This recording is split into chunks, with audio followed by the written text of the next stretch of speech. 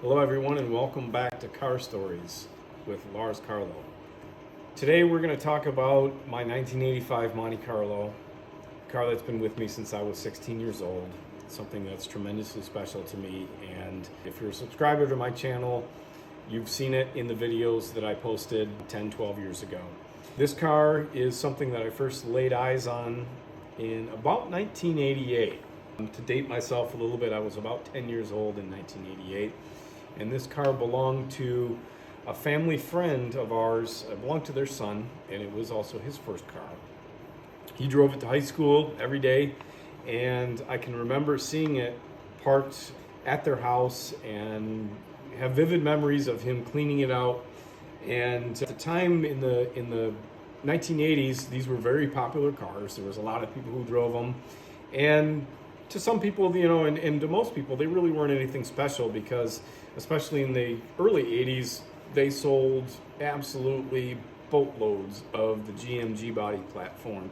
I think it was for several consecutive years in the early 80s that the Oldsmobile Cutlass was the top selling vehicle in the United States. So it kind of watered down the appreciation for these vehicles in the 80s. So a lot of teenagers in the late 80s and into the 90s drove them and just absolutely destroyed them. I was one of those kids that sat there in elementary school, peering out the window, watching these cars drive by and dreaming about the day when I'd be rolling around in one of them.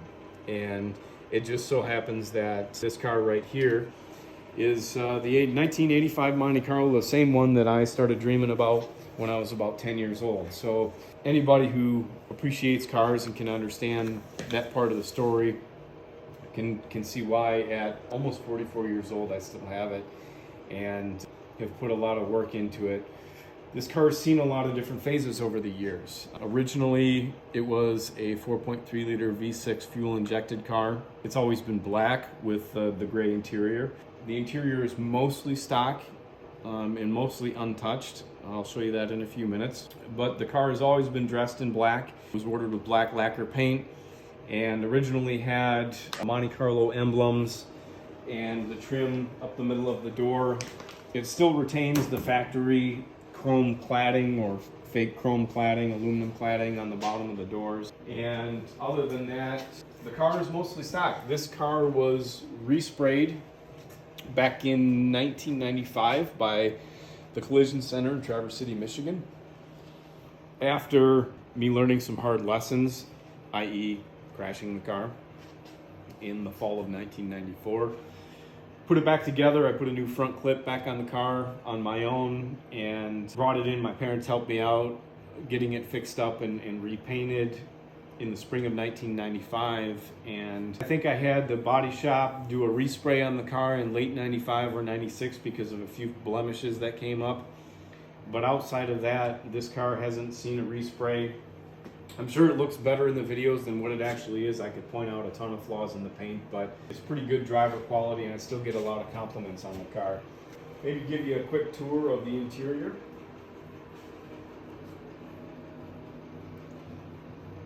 After adding some pans around the outside of it.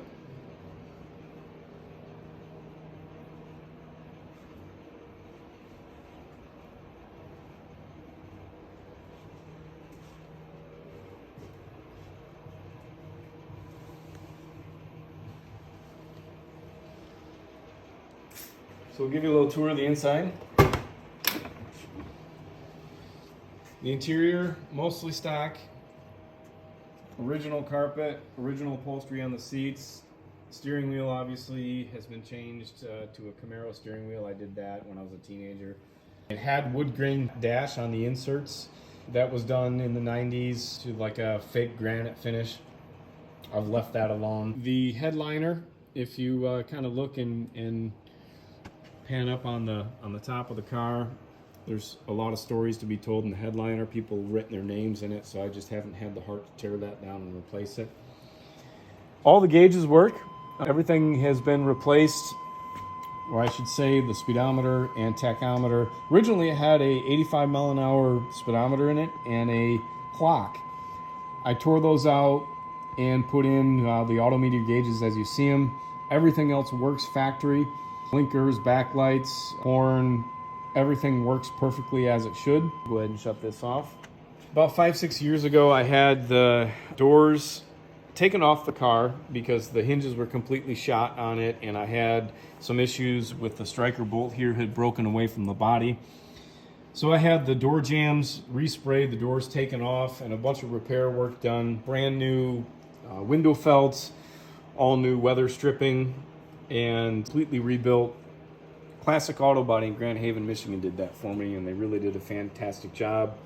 One of the things that they're really known for is their level of service and their quality of care.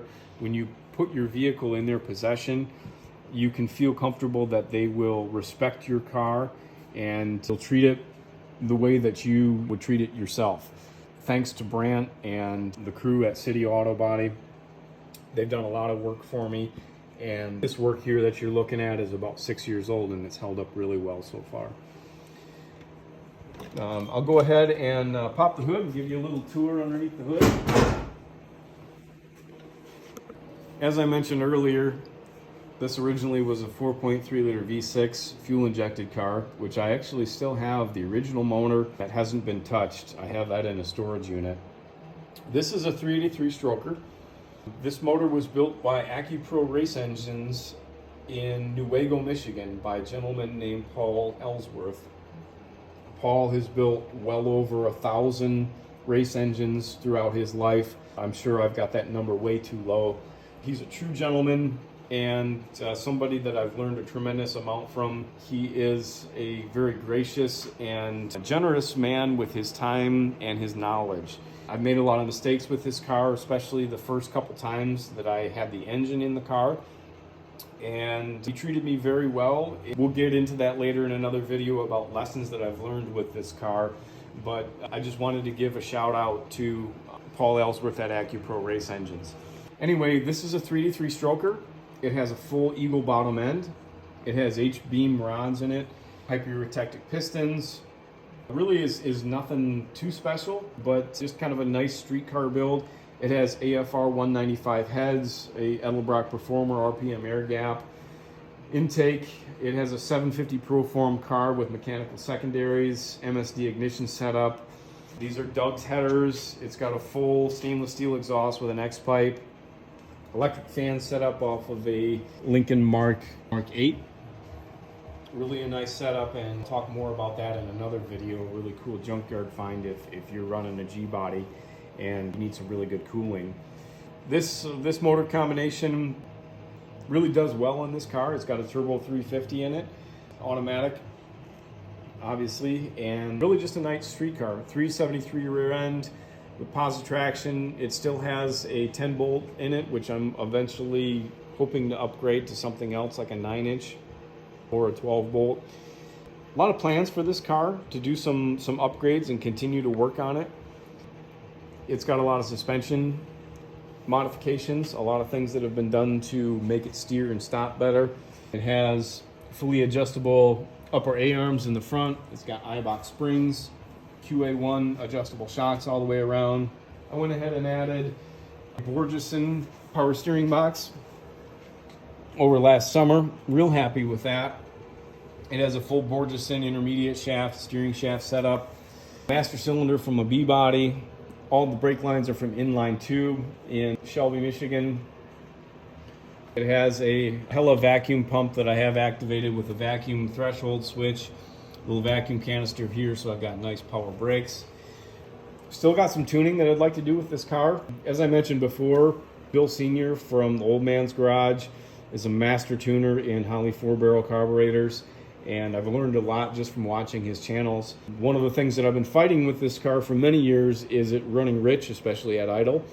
And I'm going to go through and applying some of the things that I've learned from him to this vehicle. That'll be next spring when I actually start driving it and getting it back on the road. But for now, this car, I just wanted to do a quick introduction. Maybe we'll get into a few things a little later on. If we go over here and take a look over on the workbench, you can see that I have, this is the original HVAC setup from the car. It had factory air conditioning. You can see that I've got things kind of broken down right now. I've got the factory cores here laying out on the bench. So one of the projects that I have in plans and in process right now is to put factory heat and air conditioning back into the car, just to extend the driving season a little bit and make it more enjoyable in the summertime. I'm getting old, and when it's 90 degrees in the middle of the summertime, there have been plenty of days when I just plain haven't taken the car out because it's been too hot. So I think having air conditioning in it would make it a lot more enjoyable as a street car. I think that a lot of you will certainly agree with me, especially those of you who are around my age group. When I built this car, I really didn't care about it, but after years of driving it and getting really sweaty and going home because I was too hot, I think it's time to put air conditioning back in the car. Other plans that I have for it is to put a full exhaust on it. Right now, the stainless steel exhaust sounds great. I'll start the car up for you in another video, but it's loud, and after you drive the car for a while, it starts to just feel like somebody's pounding your head with a hammer. And I like to take the car on drives where I'm out for 2-3 hours, and after about 3 or 4 hours in the car, it becomes not as enjoyable. So I'm going to put the tailpipes on it. I have full stainless steel tailpipes.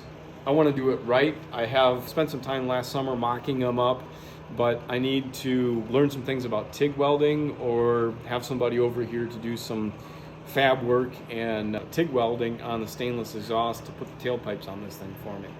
It'll quiet it down significantly. I did a mock-up on it earlier this summer and actually fired the car up with the tailpipes on it. I really actually liked the way that it sounded. I was a little surprised. So a lot of plans for this car. I've had it for many, many years. One of the reasons why I'm doing this channel is to continue to motivate myself to do work on this car and improve it, drive it, enjoy it. Again, maybe inspire some other people and connect with other people. So big plans for this channel, and it isn't just about my stuff. In fact, it's very little about my stuff. It's more going to be about, as it evolves, going out to talking to people about their cars, about the stories behind their cars. Really have a passion for people and their emotional connections to their cars. Not only that, but the emotions that it brings out of people when they drive their car, when they work on their car, even maybe when they see a car on the road that reminds them of a memory. We're Americans, and it's part of our culture, and it's something that I think that we need to try and pass on to future generations. It's part of who we are, and I think it's something important that we bring that forward, and maybe this is my way of doing that. So thanks for watching. I appreciate everyone tuning in. This is Larscarlo signing off. Thanks.